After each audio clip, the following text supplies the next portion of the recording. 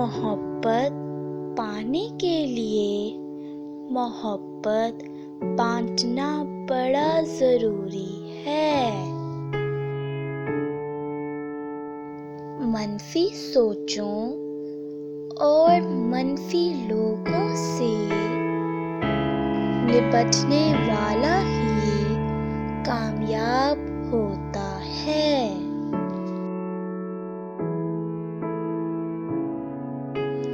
अच्छा करना अच्छा कहने से बेहतर है।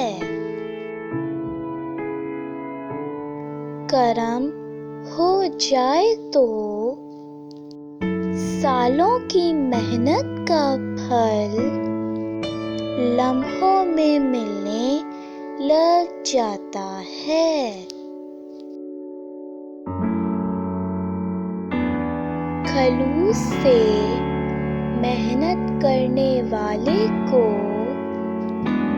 कोई ना कोई गैर मरी मदद ज़रूर मिल जाती है।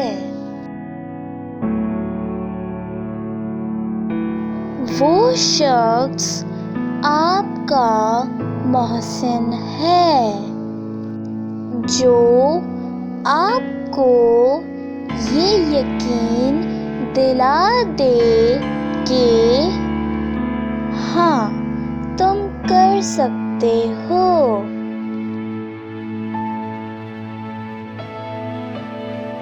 रास्ते देने वालों के रास्ते नहीं रुकते और रुकावट बनने वालों की अपनी रुकावटें कभी दूर नहीं होती।